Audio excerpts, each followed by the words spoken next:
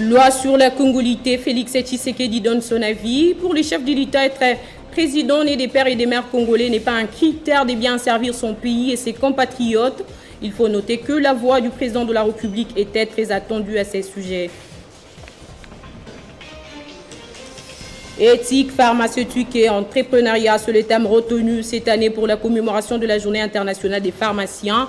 À Kinshasa, une cérémonie officielle est organisée ce jour au Collège Boboto. Lutte contre les actes de vandalisme à Kinshasa, le gouverneur de la ville, Jean-Tini Ngobila, s'engage.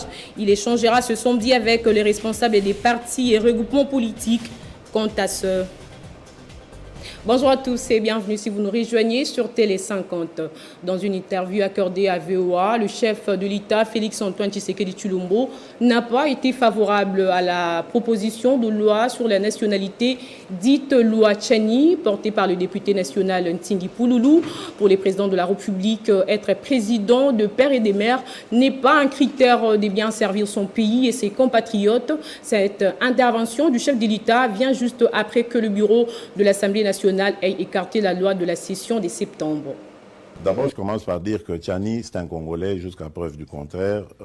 C'est un Congolais qui a le droit de penser ce qui est bon pour son pays, selon lui. C'est son droit. Donc on ne va pas ici faire le procès de Tchani parce que nous voulons qu'il y ait la démocratie, que chacun puisse s'exprimer. Ça, c'est clair. Et d'ailleurs, à ce sujet, pour la petite histoire, je parlais avec un officiel belge pour lui dire, mais vous savez que chez vous, par exemple en Belgique, il y a des gens qui disent tout haut qu'ils sont contre la royauté. On ne les met pas en prison, on ne les fait pas taire. Mais est-ce que la royauté s'en va pour autant, elle change pour autant? Non. Le roi est là et il est bien là. C'est la même chose.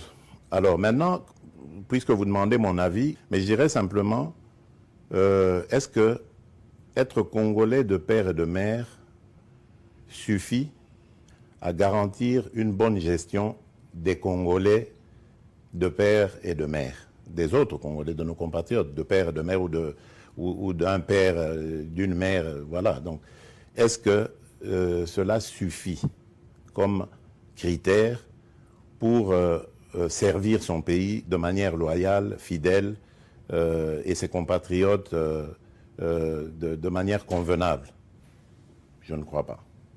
Je ne crois pas parce que l'histoire, même la plus récente de notre pays, nous démontre qu'il y a eu des Congolais de père et de mère qui ont participé à la ruine de notre pays. Donc c'est pas un critère. C'est tout ce que moi je peux dire. C'est pas un critère. Ceux qui pensent que c'est un critère, c'est à eux d'argumenter. Désignation des animateurs de la Commission électorale nationale indépendante. Le président de la République, Félix Tshisekedi, a appelé les confessions religieuses à trouver un accord autour de ces sujets. Il faut savoir qu'il a donné les instructions au président de la Chambre basse du Parlement, Christophe Mbossonkodia, pour trouver les pistes des solutions. Entre-temps, les deux confessions religieuses, l'Église catholique et l'Église du Réveil au Congo, continuent à attendre d'être reçues par le président de la République. On les suit au micro de nos confrères des Voix Afrique. C'est peut-être une occasion ici de lancer un appel aux confessions religieuses finalement de se mettre en ordre. Parce que les politiques, c'est nous. Ce n'est pas eux les politiques. Pourquoi est-ce que ça coince à ce niveau-là? C'est nous les politiques. On comprendrait si ça se passait entre nous. Si ça continue de coincer dans les confessions religieuses, ben qu'on interroge l'Assemblée nationale. C'est elle qui définira la marche à suivre. Si elle rejette également ou elle se bloque également, alors là, ce serait un problème. Si elle rejette, on recommencera le processus. Mais j'en appelle au bon sens de tout le monde. Nous avons un processus électoral à respecter, des élections à organiser dans les délais. Donc, que tout le monde prenne ses responsabilités. Moi, je prendrai les miennes le moment venu. Mais pour le moment, je ne peux rien faire. Il s'agit d'un débat au sein des confessions religieuses. À moins de devenir aussi religieux pour y prendre part, ce qui n'est pas le cas. Vous vous imaginez, il y a 6 contre 2. Quelle position puis-je prendre là-dedans? Si je dis, OK, on retire, comme disent les 2 qui sont minoritaires, les 6 autres le prendront très mal. Si je dis, on impose, puisqu'il y en a 6 contre 2, les 2 autres le prendront mal. Et ce n'est pas une affaire des politiques, c'est une affaire, je le redis encore, des confessions religieuses. Donc ce n'est pas mon affaire. Et vous savez déjà qu'avant cela, on citait à tort des conseillers autour de moi qui auraient influencé, qui auraient menacé celui-là. J'ai checké autour de moi, je n'ai rien vu de tel. J'ai demandé des preuves, des noms, je n'ai rien entendu. Donc je préfère ne pas me mouiller dans ces affaires-là. 21e réunion du Conseil des ministres a vécu vendredi 24 septembre 2021. Elle a été présidée par le Premier ministre, chef du gouvernement Jean-Michel Samalou Kondé. Au cours de celle-ci, 5 points essentiels ont été abordés, notamment ceux liés au dernier discours du chef de l'État à la 76e Assemblée générale des Nations unies et la situation sécuritaire au pays. Suivez un extrait du compte-rendu. La communication du Premier ministre a porté essentiellement sur 5 points, à savoir de la participation du Président de la République à la 76e session ordinaire de l'Assemblée générale de l'Organisation des Nations unies. Le Premier ministre a rappelé aux membres du gouvernement les grandes lignes du message du Président de la République qui s'est principalement articulé autour de 4 points, à savoir la situation sanitaire internationale marquée par la pandémie à Covid-19 ainsi que ses effets sur le plan humanitaire et l'économie mondiale. La situation politique en Afrique et en République démocratique du Congo en particulier. Les perspectives économiques dans le monde, en Afrique et en République démocratique du Congo.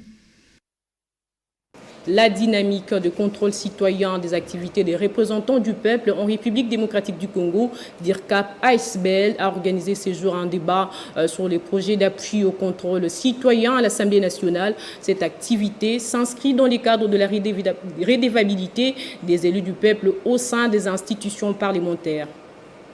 C'est dans les soucis de faire entendre la voix du peuple congolais à travers ses délégués parlementaires au sein des institutions parlementaires que la dynamique de contrôle des activités parlementaires a tenu à organiser un débat citoyen sur la tâche des représentants du peuple lors de leurs assemblées plénières.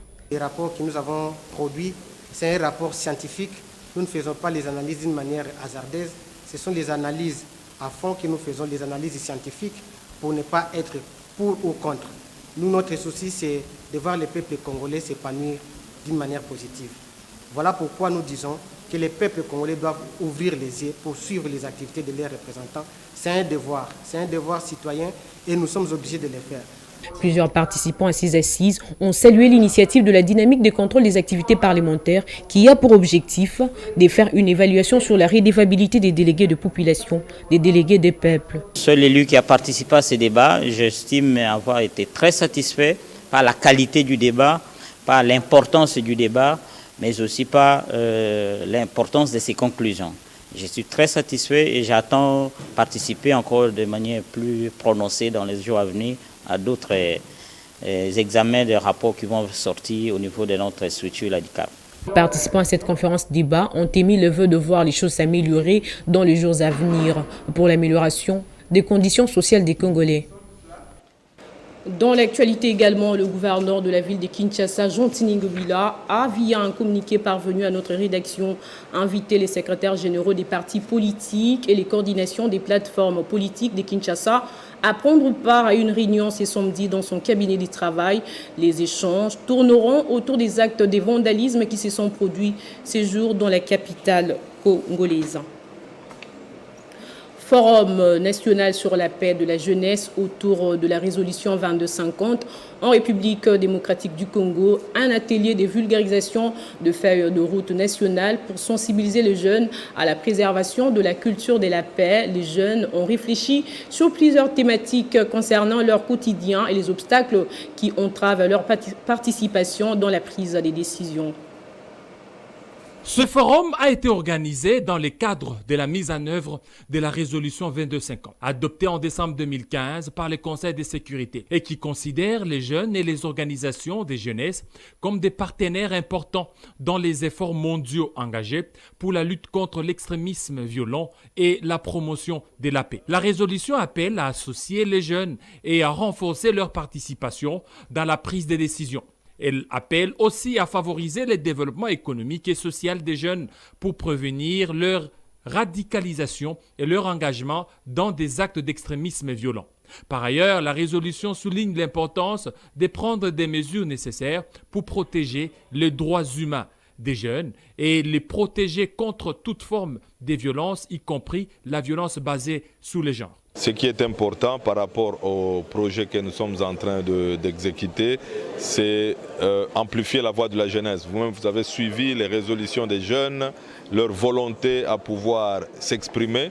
Mais beaucoup plus que ça, c'est aussi de pouvoir garantir la présence des jeunes à toutes les sphères de prise de décision. Une satisfaction pour les participants à ces forums. C'est une très bonne initiative. Les jeunes doivent s'engager pour changer les choses. Il y a des problèmes au sein de la société et nous comptons sur les jeunes et les femmes qui ont plus vulgarisé la feuille de route nationale de la jeunesse. La résolution 2250 a été adoptée à un moment où l'on observe que les jeunes représentent une tranche d'âge dominante dans plusieurs pays en développement. Et cette résolution reconnaît qu'il est impératif d'investir dans les jeunes pour qu'ils puissent réaliser leur plein potentiel et contribuer ainsi à la réalisation de la paix et de la sécurité.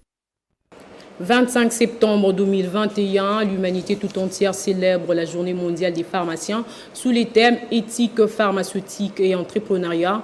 En République démocratique du Congo, une activité s'y tient ce samedi au collège Boboto pour évaluer la situation des pharmaciens congolais.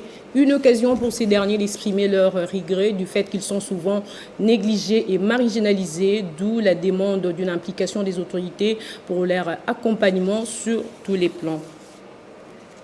Au Kwilu, le gouvernement provincial a doté à la faculté des médecines de l'université des Bandundu d'une clinique hospitalière moderne pour les pratiques de ses étudiants. La dotation a été faite hier par une réunion avec les comités de gestion et la notabilité de la ville sur l'état des lieux de cette faculté des médecines de l'Iniband, frappée par la mesure du ministère de l'ESU. Pour rappel, la faculté des médecines de l'université des Bandundu a été reprochée par le ministre de l'enseignement supérieur et universitaire des manques d'une clinique et laboratoire pour les pratiques des étudiants et aussi de l'insuffisance des professeurs permanents. À l'Équateur, 13 députés provinciaux qui forment la majorité parlementaire à l'Assemblée provinciale se sont opposés dans une déclaration rendue publique vendredi à Mbandaka à la convocation qu'ils qualifient d'irrégulière d'une plénière pour l'installation du bureau d'âge au sommet de leur première institution provinciale, une plénière qui a été convoquée par le directeur des services administratifs à l'Équateur, Mola Mwanza.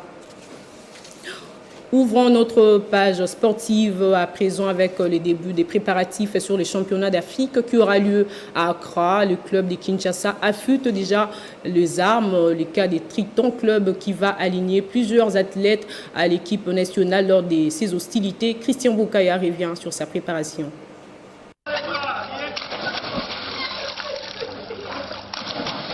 Nous sommes à la piscine du complexe sportif Shark Club où l'école de formation Triton Club se prépare en prévision du prochain championnat d'Afrique de natation.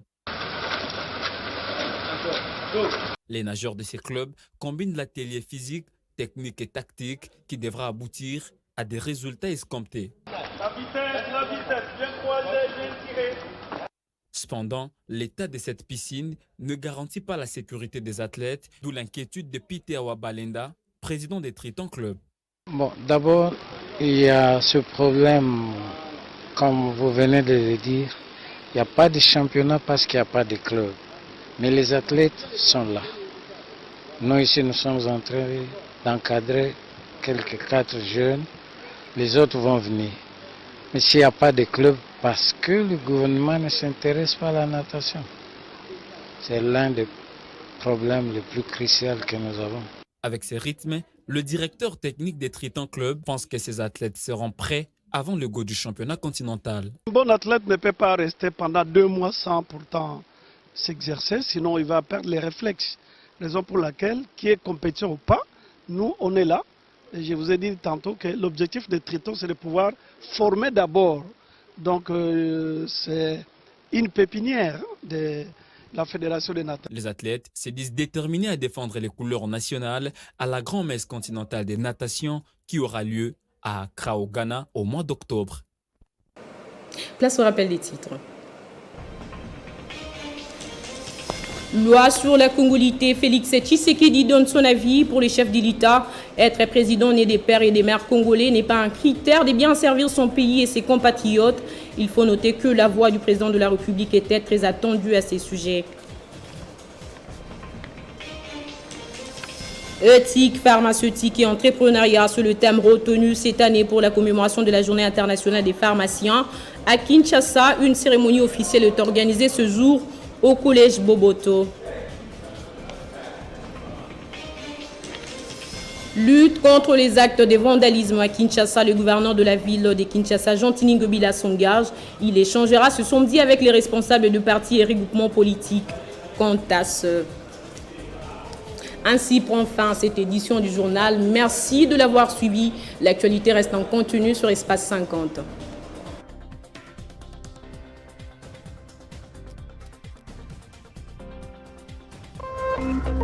Téléchargez les infos Télé 50 sur www.tele50.cd.